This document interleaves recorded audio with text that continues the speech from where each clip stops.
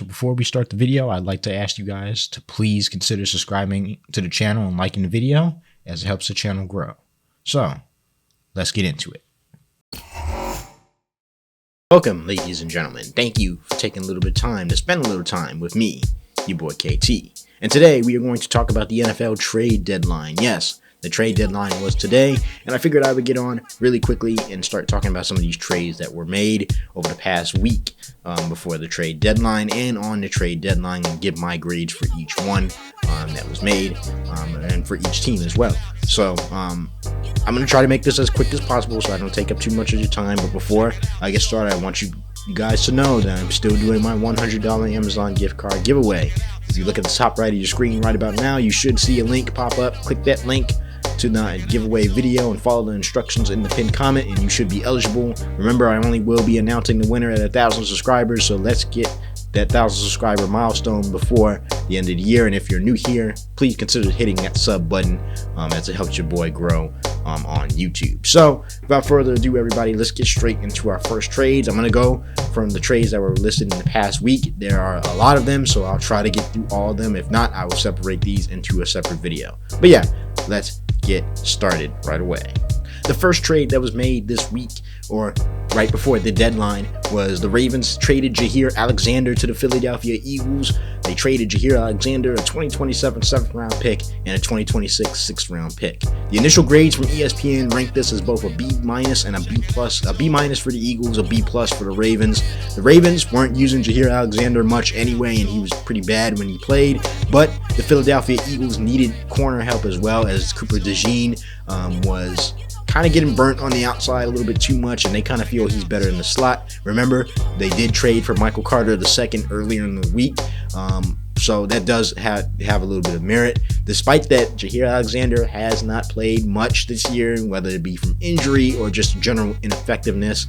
But the Eagles did need cornerback help. They got Quinnen Mitchell on the other side, but they were struggling to find that other outside corner to go with him. Overall, my initial grades for the Ravens is probably the same, a B+. They get rid of a guy that hasn't really played for them, and they're getting good production out of their corners right now. Their defense is getting healthy. For the Eagles, I'm going to rank this as just a solid B. You know, they had already traded for Michael Carter II, who is a nickel corner, and that kind of nicks a couple points for me, because whereas Cooper DeJean is going to play, he'll probably, Michael Carter II will probably come off the bench and spell Cooper DeJean as he starts at the nickel package. Jaire Alexander is much better. Has been up and down and has been often injured this year and in past years. But if they can get more production out of him than they were out of Adoree Jackson, that would be a very big win for the Eagles. So I'm going to give this a solid B. I think they didn't give up too much to get him. They get a 6th round pick, and most 6th round picks don't turn out to be anything. And they didn't have to give up much to get him. And they also got an additional 7th back in return. So I'm happy for that trade. I think both teams win this trade overall. So both teams get around a B. The Ravens get a B+, and the Eagles get a B. Second trade of the trade deadline, or right before the trade deadline, the Eagles again. The Eagles were able to trade for pass rusher Jaelan Phillips from the Dolphins. They traded for Jaelan Phillips. They got him for a 3rd round pick. ESPN's grades had the Eagles rated at an A and the Dolphins at a C+. This is probably going to be a little bit lower for me, at least in the Dolphins category. For the Eagles, getting Jaelan Phillips to boost this pass rush would have been kind of iffy this year, especially with Nolan Smith Jr. on injured reserve. They needed somebody to come in and rush the passers. Darius Smith wasn't all that great when he played, but he surprisingly retired. Josh Uche has been okay, but he hasn't been all that great. And of course, Patrick Johnson and Azeez Ojulari were also in IR as well, and they needed a pass rusher, so they went ahead and got Jaelan Phillips for a 3rd round pick. Brandon Graham came out of retirement as well to kind of help the pass rush, but he coming out of retirement, you might not be able to get much out of him. Jalix Hunt has also not been all that great as well. This is a great trade for the Philadelphia Eagles, man. They're taking a gamble on a guy that has, a lot of talent, overall for his pass rushing. A guy that had 8 sacks a couple years ago. A guy who does often stay injured, and he's on the last, they have to decide whether he's worth, playing on that 5th-year option. and we'll see what they decide to do with that. But if he's able to live up to that potential and give you a good pass rush from that other spot, especially if Nolan Smith gets back at some point in the year, then this move seems great in the long run. So I'm going to give the Eagles a solid A for this draft grade, for this trade grade. The only thing I might have concerns about, well, it's not an A+, is the injury history, the inconsistent play, and the overall contract situation. Is he going to just be a rental, or are they going to try to sign him outright? Because losing him, and then after they lost Josh Sweat, we see what this pass rush can be without another edge on the other side. But if he's able to come through and play well for that Eagles team, I think that would be a win. For the Dolphins, this is a solid D. They could have got a lot more for Jaelan Phillips if they wanted to. They only got a 3rd round pick for him back. And, their moves were puzzling at the deadline anyway, because you trade Jaelan Phillips, but you don't trade Bradley Chubb at the deadline, who's an older player who's set to make a little bit more money. If you just wanted to get rid of salary cap, I thought they would have traded him first. But, they got a 3rd round pick back yet. It's not a complete F. So, it's not great per se for the Dolphins, but they are rebuilding. I would have figured they would have made a lot more moves at the deadline, because they are still scheduled to be over the cap. They did not trade Jalen Waddle either, so it's a little puzzling why you would trade one of your young pass rushers away and then keep the older one. But overall, they needed to do that. They're in the process of rebuilding. I'll give them a D. I'll change it. I'll give them a D+ for this trade. I felt like they could have got they could have asked for that second. If the Jets were asking for a second for Jermaine Johnson, I felt like they could have maybe asked for a second in return for Jaelan Phillips. But, an A for the Eagles, a D+ for the Dolphins. So this trade actually kicked off the trade deadline. The Tennessee Titans traded edge rusher Draymond Jones to the Ravens for a conditional 5th round pick. The Ravens got Draymond Jones for a 5th round pick. ESPN's grades, B-, Titans grades was B+, and I think this is probably the best that you could hope for if you're a Tennessee Titans fan and a Ravens fan. When the Ravens traded Odafe Owe to the Chargers, they needed a pass rusher. Mike Green still seems a little too raw for them right now, and Draymond Jones coming back in return, a guy who can be inconsistent with Jones. He has about 4.5 sacks this season, had 4 last season. He's an average pass rusher at best, but you only gave up a 5th round pick for him. And with Kyle Van Noy, back healthy, Mike Green, he can show a little bit of promise at times. David Ojabo can show promise at times, and then with Tavares Robinson getting hurt, they needed a pass rusher to be able to rush the passer a little bit more. It's something to give you something on that other edge if you wanted to spell Mike Green or Kyle Van Noy. And they only gave up a conditional 5th round pick, so I do like that move. And this is kind of like the semi-Odafe Owe replacement. So I'm gonna give it a B+. I think the Titans also got a little bit out of this as well. They needed to. I think they're gonna start cutting salary a little bit more. They're going pretty much nowhere, and they're getting a lot of cap space. They're sitting at $108 million in cap space going into 2026. They will not receive any compensatory picks for this, but they're getting rid of more. They're creating more cap space. They got a young quarterback that needs to develop. They need to go sign a coach as well. So getting rid of a guy that probably wasn't going to do much for you anyway. You're not in a winning type of territory yet. Keep creating cap space. I think that was great for them. I agree that this is a B+ grade for the Tennessee Titans. As long as they continue to cut salary cap and give themselves the best chance to be active in the offseason, as you don't know who will be available. That's always a great thing. And of course, they'll have a high pick as well. So, that's always a plus. So, B+ for the Ravens, and I say B+ for the Titans as well. Next trade, the Cowboys added Logan Wilson for a 7th round pick. They only got a 7th round pick for Logan Wilson to add him to that team. The initial grades for the Cowboys, they got a B-. The initial grades for the Bengals was a B+.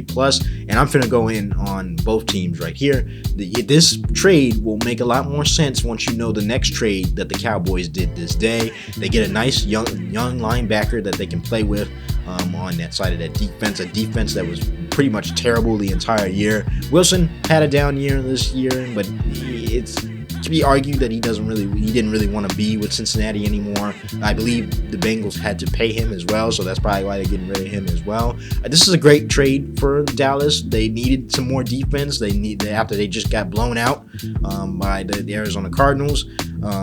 He is. I think he's a much more talented linebacker than what his numbers show.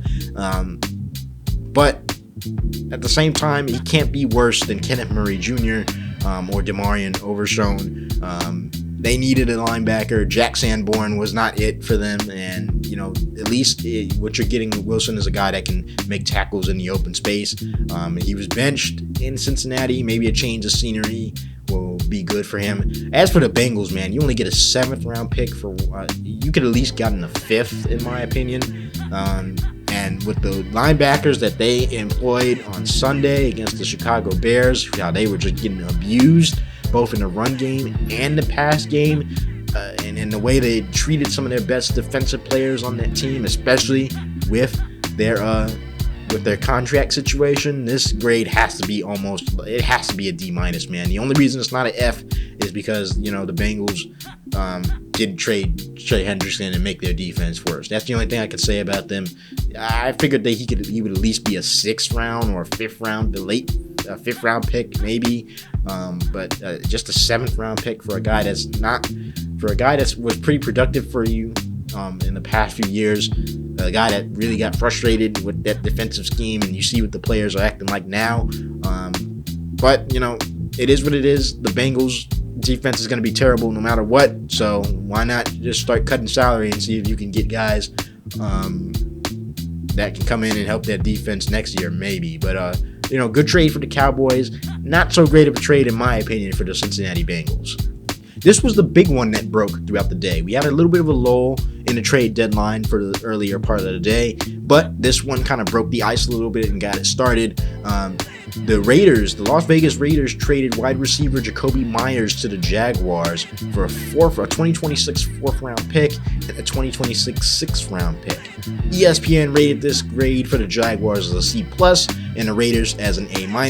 I believe a little bit differently. The Raiders, they needed to trade Jakobi Meyers. He had asked for a trade months ago before the season even started. They tried to make it work. It did not. Geno Smith had been absolutely terrible. I don't think they could have predicted that he would be absolutely terrible, but we had signs that Raiders team was going to be awful when Amari Cooper retired right after he was signed with them again. But Myers wanted this trade, and he gets his wish. He's going to join a receiving core that features Brian Thomas Jr. and Travis Hunter.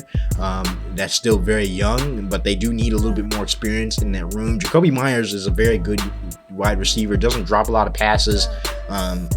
The thing with this is that Travis Hunter is going to be out for a little while, so this move makes it even better to me. This is why I kind of feel like he was worth going out to get. You could argue that he wasn't worth the 4th round pick that he was given. 2 picks in this year's draft maybe was a little bit of an overpay, but the Jags needed a wide receiver to go with Thomas Jr.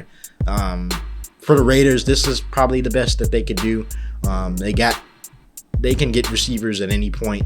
They're going to start prioritizing Brock Bowers a little bit more. They got Ashton Genty down there. It is much more of a young room there. I forgot that young dude's name that plays in Las Vegas, but this is a guy that wanted out anyway. The Raiders pretty much aren't going anywhere this year anyway. It's too tough of a division, and they've lost way too many games. I like this trade for the Raiders. I'm going to give it an A- as well. I think it was time to part ways with Jakobi Meyers. You saw the frustration throughout the months and throughout these games, and I think it was finally time. I think the Jaguars needed a receiver, so this works out for both teams as the Raiders get draft picks and the Jags get a much needed receiving help in that core. So I'm gonna say an A plus for the Jags, and then an A- for the Raiders. I think this is a stellar trade. Had to change my grade up a little bit. This was a big one today. The New York Jets traded cornerback Sauce Gardner to the Colts for Adai Mitchell and 2 first round picks, one a 2026 first round pick and a 2027 first round pick. The Jets are loading up on first round picks, and when I get to the next trade that they made this year, in this trade deadline, you'll see why. This trade was unfounded.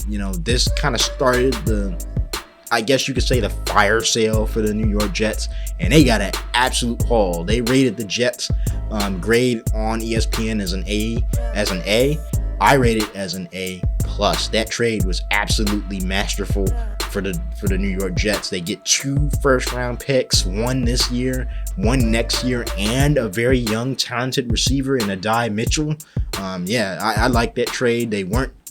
Sauce Gardner wasn't making much difference for their defense anyway. I know he was one of their best players, but that defense is awful, man. It's awful, and Sauce is going to a contender. He can help win. For the Colts, on the other hand, they rate the grade as a D. I don't think it's that low, but the thing for Sauce Gardner is what are you getting with Sauce Gardner? You're getting a very good man coverage cornerback who's had some underperforming issues recently and has struggles with penalty issues as well. But giving up 2 first round picks for a cornerback and a young, talented wide receiver for Sauce Gardner seems a little bit of an overpay. That seems a little bit too much for me. I would have thought they would have gave up just a first round pick and maybe a second, maybe a third in that deal, but not a young, talented receiver and 2 first round picks. That's a lot to give up for Sauce Gardner. And you can argue, you can say what you want about Sauce Gardner. He's a good corner. Is he really worth all that? The only reason that the ESPN rates it as not an F is because they are in a contending year and they do look like they can make some noise in the playoffs. Otherwise, this might come back to haunt you in the near future, especially if this is just a flash in the pan and this isn't consistent. So overall, I'm going to give the Colts grade maybe like a C, maybe like a B-. I'm going to go as high as a B- because, it could be lower, but I do think that they're trying to take advantage of a window in which they can win. But it is high, man. It is high. That's a high price to pay for Sauce Gardner. For the Jets, masterful. They needed first round picks. They're going to have to rebuild that entire team. Why not get started now? You get a young, talented receiver for your supposed quarterback of the future if you don't draft one, if Justin Fields isn't it. And you get 2 first round picks. So if it does turn out that Justin Fields isn't it, you can even draft a quarterback or draft any other receiver or corner that you want in the next 2 drafts. Great trade for the Jets. Good trade for the Colts, but a little bit of an overpay for me. The next trade was just absolutely stellar, and this one really got it going throughout the day. The New Orleans Saints traded wide receiver Rasheed Shahed to the Seahawks for a 2026 4th-round pick and a 2026 5th-round pick. ESPN ranked this for the Seahawks as a grade A pick. For the Saints, it was grade B+. Now, the Seahawks have just gotten tremendously better. I was raving about the Seahawks in my prediction videos and my NFC West prediction video. Please go watch that if you haven't already. I said that the Seahawks were going to be a really well improved team, and so far they have lived past that expectation. They played past that expectation and are getting better every single day. Sam Darnold has been on a tear. He is an early MVP candidate. He has outdueled some really good quarterbacks.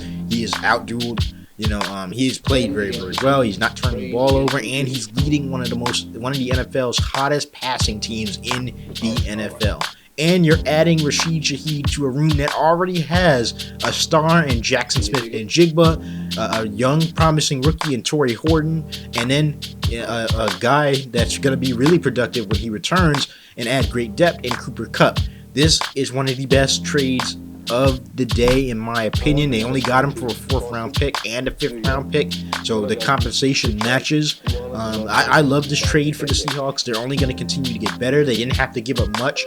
I don't think they traded anything away either, so this offense is going to continue to get deadlier and deadlier, and now that they add Shahed, you should see that progress and you should see that deadliness on the field every single Saturday. I gave them an A+ for this trade. I think it was absolutely masterful. For the Saints, it was eventually they were going to trade one of either Chris Olave or Rasheed Shahed. Shahed was intending to be a free agent, so they went ahead and got something for him, as they probably weren't going to pay him. And get this, the Seahawks still have cap space. Well, the Saints aren't rolling in cap space, but they still have some, and they get a compensatory pick for Shahed. But yeah, you got your money's worth from Shahed. You probably weren't going to pay him. You get something for him, and you're still rebuilding that team. You'll probably have the number 1 overall pick this year. I agree with this trade. I think I'm going to give the Saints a B+ and keep it there. But yeah, I love that for the Seattle Seahawks. I think it was one of the best trades of the day. So, arguably the biggest trade of the day came right after that Rasheed Shahed trade. And this one was kind of puzzling, but it also was kind of cool to see Quinnen Williams get moved. The Jets traded DT Quinnen Williams to the Cowboys for Mozzie Smith, a 2026 second-round pick, and a 2027 first-round pick. The ESPN ranked this for the Cowboys as an F grade for that trade, and the Jets an A. This is a puzzling trade for the Cowboys, the Dallas Cowboys. I get it at the same time. At the same time, I don't get it. The Cowboys are sitting at 3-5. They have less than a 7% chance to make the playoffs, and their secondary is absolutely awful. So they go out and trade one of their best run-stuffing DTs after claiming that they wanted to stuff the run for so long, and they spent the second-round pick on Mozzie Smith, if I'm not mistaken, to go trade for Quinnen Williams to help you win right now. Now, Quinnen Williams is a fantastic player. I would trade Mozzie Smith in a heartbeat for Quinnen Williams. But this is a team that's going to have a 28-year-old defensive tackle who has a very salary-heavy, contract. And you're sitting at 3-5-1 in a division that has the Eagles in it. You don't seem like you're going to catch any of the teams that are in the NFC. You're already in a hole. Your secondary is awful. You've given away another first-round pick, your own first-round pick in 2027. So when all those guys are old and you're still trash, that's going to be a high pick. And then on top of that, this feels like a makeup to the Micah Parsons trade. And they're going to be paying a lot of salary to Quinnen Williams. So it doesn't really make sense for the Cowboys. Maybe in the short, like the really, really short term. But you gave up a first and a second for him, and you're not even close to competing for anything. Say Quinnen Williams plays well in Dallas. Cool. That defense might go up from, 29th to maybe 27th. It's not going to be a very good defense because your secondary can't stop anybody. On top of that, you gave up a first-round pick for this dude, and it's your own.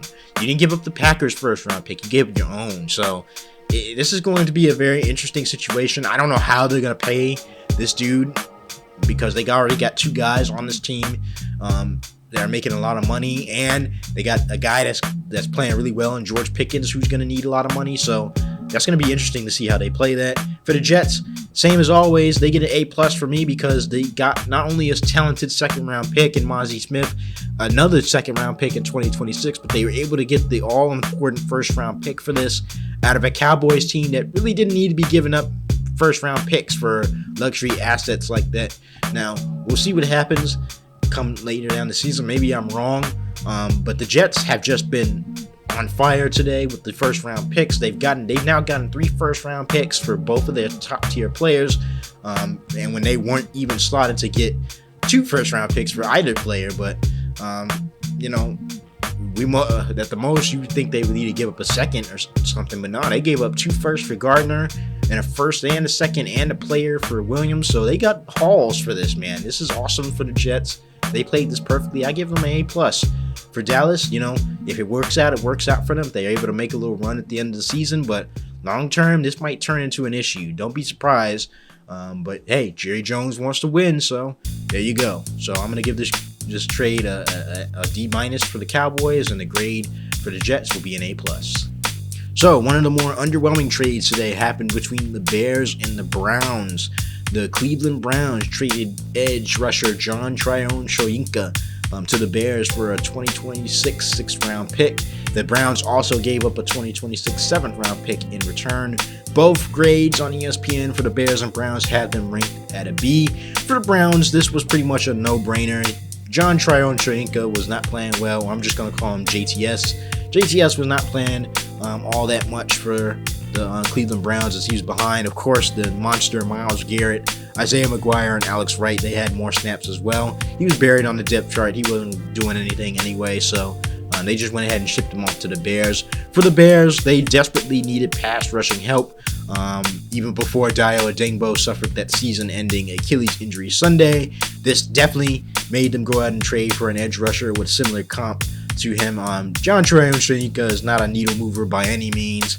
He was the 32nd pick in the 2021 NFL draft by the Buccaneers. Never turned out to what Tampa Bay hoped. He did have 4 or 5 sacks in his first year in Tampa Bay, but this is an okay move for the Chicago Bears. They did want Jermaine Johnson, from what we're being told and what the information that's come available, but the Jets wanted a second rounder. The Bears were only willing to give up a third rounder, so that deal didn't get done. So they figured, hey, F it, we'll just go out and get John Tryon-Shoyinka for a 7th rounder. He'll probably give us around the same production. It's not a flashy move. It's not even the most exciting move, but they needed a pass rusher to at least fill the bodies because they're missing Dayo Odeyingbo, and Dominique Robinson has an injury. And Daniel Hardy was the only other backup edge rusher that they had. So maybe they can get something out of Shoyinka, but I kind of have to rate both these grades around a C+. They're not stellar moves like that, but they kind of made sense. They kind of made sense for both teams, and they were kind of average moves for both teams, as they both kind of made sense. The Browns weren't really playing them, and the Bears just needed a guy to come off the edge. So I say around a C for both teams, but it was definitely an underwhelming deadline for the Bears, and an underwhelming trade in general. So it is what it is. The Browns I think they are going to get a comp pick for this if they meet certain conditions, so we'll see. And finally, the last trade of the day. This would end the trade deadline. The Saints traded offensive tackle Trevor Penning to the Chargers for a 6th round pick. ESPN has this trade grade at a C for the Chargers and the trade grade for a B+ for the Saints. This is a move that the Chargers desperately needed, as they just lost Joe Alt on Sunday, and then they lost Rashawn Slater in August. So both their tackles are out, and they have struggled to pass block back there. For Justin Herbert back there, that's even when Alt was playing, so they haven't been a really good pass blocking team or a run blocking team. So the Chargers just needed a body to go there and play that tackle position. I do not think their tackles were all that great for them. We were trying to fill in for both Alt and Slater, so hopefully they can return at some point next season and get on the field together. For the Saints, this is pretty much a guy that they didn't really need. I think they have nothing but they have Talise Fuaga and Calvin Banks Jr. Playing their tackles. They're moving on. They tried to move Penning, the guard. He was okay. He was average for a guard. Below average run blocker for a guard. He'll also be a free agent, so it is what it is. They couldn't they just wanted to trade him. They had no reason to keep him. For the Chargers, they list that Brandon Coleman or Andrew Wiley probably would have been a better choice, but the Chargers are trying. They needed somebody to come block, and a 6th round pick for Trevor Penning doesn't seem all that high. They just need somebody to fill in. It's a good trade. I'm gonna rate the Chargers at around a C+, and for the Saints around the same grade, around a C+. Kind of again like the last trade we talked about for the Browns and Bears. Kind of what both teams really needed. Trevor Penning wasn't playing much for them, and for the Saints, and then the Chargers just needed a body. So that would round out the trade deadline. So both solid trades for these teams. And that will wrap up the NFL trade deadline. I think I have gone through all the trades that were made today and a couple days before. This was a decent deadline. Some big trades, some not big trades. If you ask me who I think won the trade deadline, I believe that the Jets won the trade deadline overall, as they were able to recoup. They were able to steal away 3 first-round picks in the span of 2 years, get a couple seconds and players on top of that, and young talented players on top of that. So they have accelerated the rebuild already that's going on in New York. For the loser, you could argue that either the Bears or the Cowboys would probably be the biggest losers today. The Bears, not so much. They didn't want to give up much for Jermaine Johnson in New York, as they weren't going to make the same mistake that the Cowboys or the Colts did and just give up a whole bunch of picks for no reason. The Bears are not close to competing. Honestly, if you ask me who probably would have lost this deadline, it would probably be the Cowboys. They traded away a first round pick and a second round pick for a very good player, but that player probably isn't going to make much difference in their season because they still cannot defend the pass at all. And on top of that, he's a high paid player, and you have a very slim chance of catching anybody in the NFC right now. A dominant NFC, might I put it. So, if you want to talk about a team that lost today, it'd probably be either the Colts, or the Cowboys. But some of the biggest losers were the teams that didn't make any moves today. Either Kansas City made no moves, Detroit made no moves, Green Bay didn't make any moves either, even though they needed a tight end. Of course, Detroit, they wanted to make some moves today. They couldn't get around to it. The Washington Commanders tried to trade away pieces. They couldn't get around to it. The Miami Dolphins, they had a rough deadline as they traded basically nothing away, so they didn't accelerate the rebuild at all. But if you want to talk about the teams that traded today, I think either the Cowboys are probably the biggest loser, followed by the Colts, and then I would list some of the teams that didn't make any trades today. So, that's probably my take on the trade deadline. So good job by the Jets. Best trade of the day for me was, honestly, if I'm being honest, one of the best trades of the day was probably the Rasheed Shahed trade for me. The Seahawks got much better with that trade, and they're already a very good passing offense. They just blew out the Washington Commanders easily.